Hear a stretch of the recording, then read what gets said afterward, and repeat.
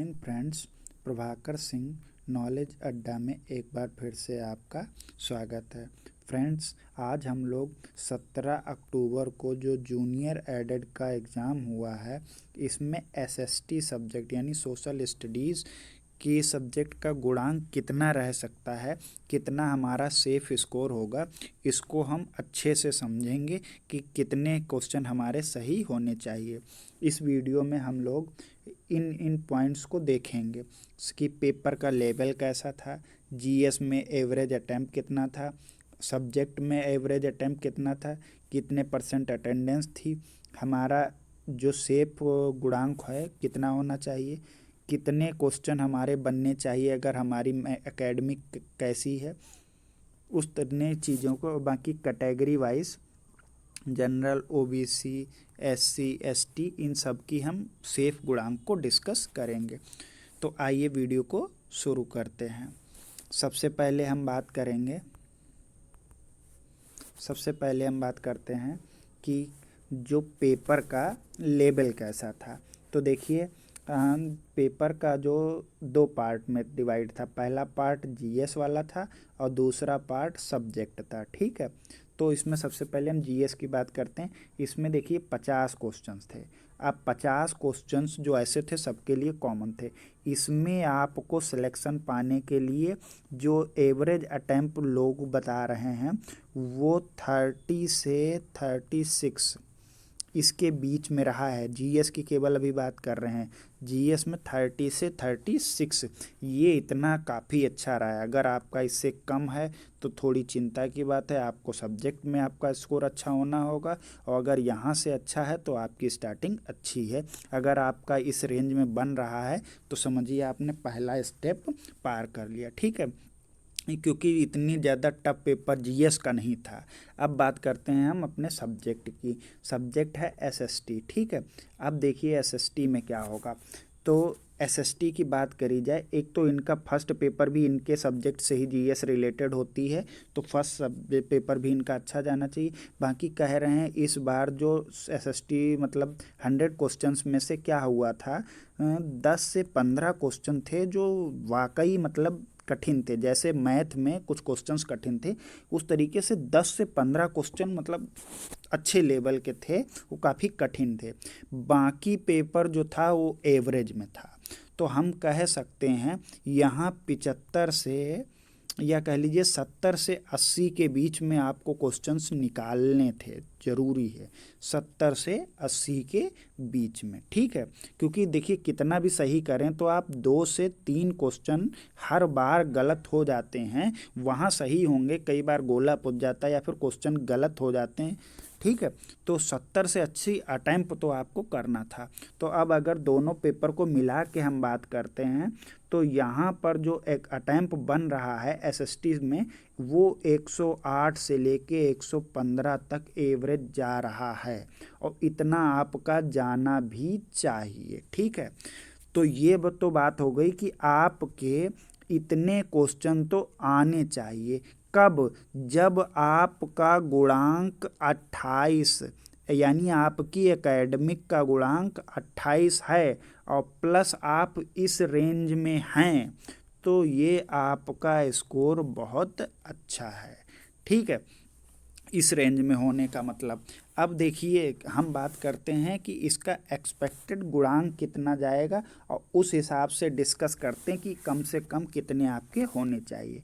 जो इसमें सिलेक्शन होगा वो 72 से 73, इतना तो मिनिमम आपका होना ही चाहिए एसएसटी में 70, क्योंकि देखिए ओवरऑल 1500 कुछ वैकेंसी हैं। ठीक है, तो 1500 मान के चलते हैं, लगभग 3,50,000 लोगों ने एग्ज़ाम दी, जिसमें से 80% कैंडिडेट प्रेजेंट थे।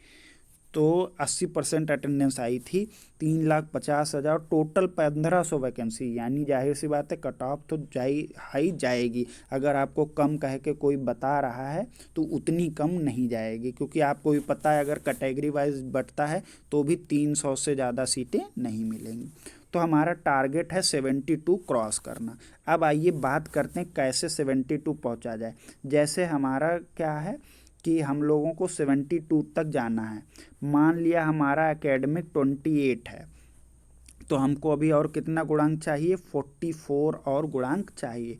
अब 44 गुणांक का मतलब क्वेश्चन कितने, एक गुणांक का मतलब होता है 2.5 नंबर, ठीक है। तो 44 गुणांक का मतलब देखिए कितना आएगा, 40 कितना आएगा, यानी 110 क्वेश्चन आपके सही निकलने चाहिए।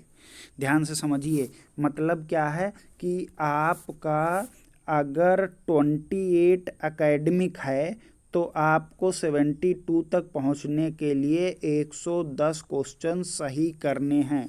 अब इससे जितने भी ऊपर जा रहे हैं वो आपके लिए प्लस पॉइंट बनेगा, ठीक है।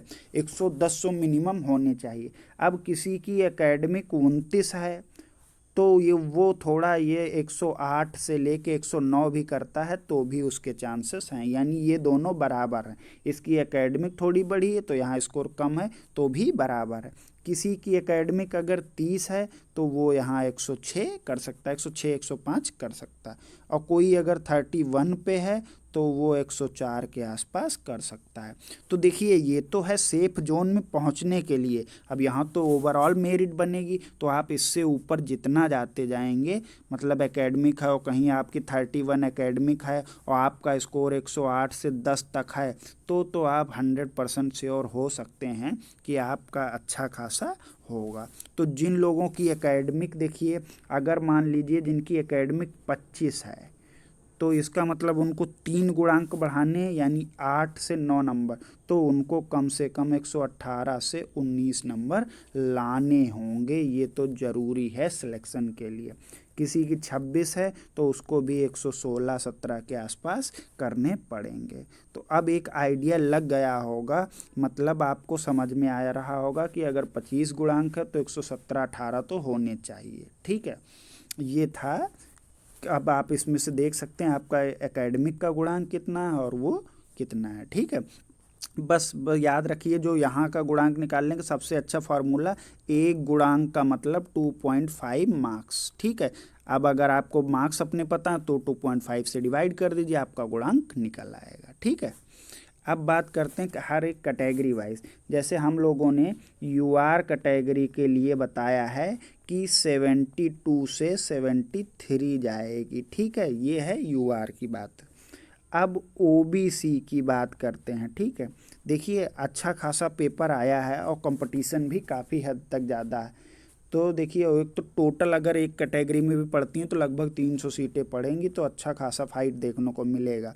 तो ये लोग 71 प्लस कर सकते हैं, 71 तक अपने आप को श्योर मान सकते हैं गुणांक इनका, ठीक है। और अगर यहीं पे ईडब्ल्यूएस बात करें तो ईडब्ल्यूएस भी ज़्यादा पीछे नहीं रहता, ओबीसी के आसपास ही जाता है, ये लोग 70 तक। बात करते हैं एससी की, ये लोग 68 प्लस जाने चाहिए, इतना गुणांक इनका होना चाहिए। बात करते हैं अगर एसटी की बात करें, ये लोग 65 तक तो जाना ही चाहिए, क्योंकि बहुत कम सीट्स हैं, तो जितना ज़्यादा आपका गुणांक होगा उतना ज़्यादा आपको बेनिफिट मिलेगा। तो फ्रेंड्स ये थी